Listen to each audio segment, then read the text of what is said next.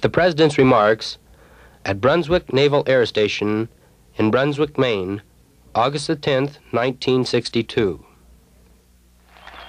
Senator Muskie,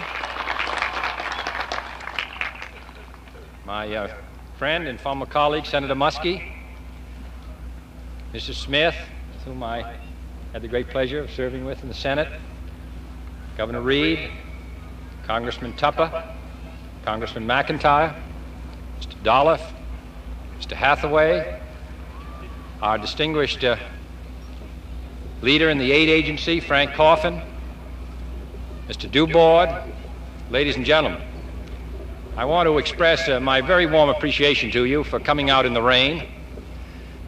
I was informed before I came here that there is no place more beautiful than Maine when the sun shines. And I know that it's going to be one of those great weekends that we'll all long remember, and it's off to a most promising start. But I do want to say that whether it shines or whether it rains, that I am delighted to be in this state and on the ocean.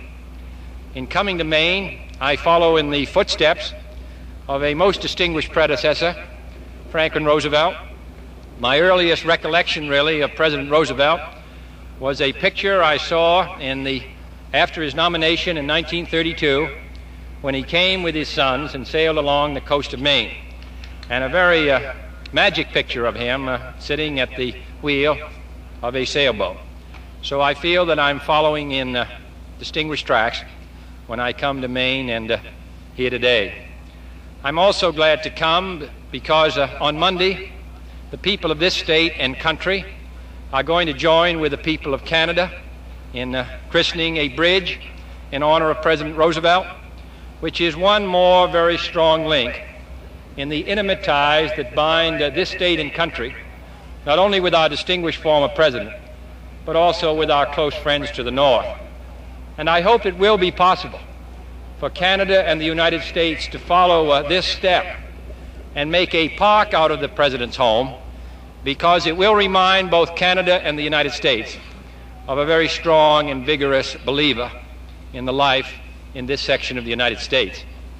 I'm glad to come to Maine also because this is not only because Maine was once part of Massachusetts, but also as a New Englander, I feel a strong sense of satisfaction in coming back here.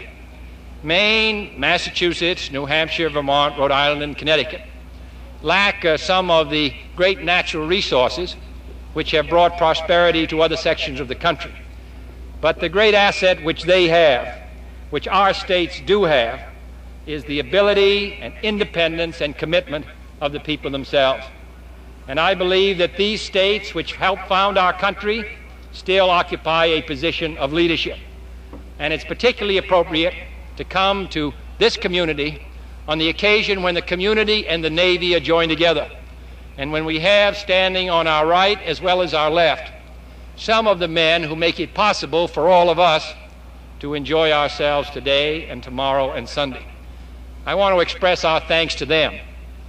They may be on this base today, but the presence, their training, their skill, and their colleagues in ships scattered all over the oceans, hundreds of miles from land, in many cases keep the freedom of countries thousands of miles away. It is the United States Navy and their companions in the Air Force and in the Army that today stand as the great defenders of freedom all around the globe. So I think it's most appropriate that the people of this community participate in this effort for the Navy Relief Fund and also for your own people in your own home city. I'm glad to be in Maine. Whether it rains or shines, I'm privileged to be with you. Thank you.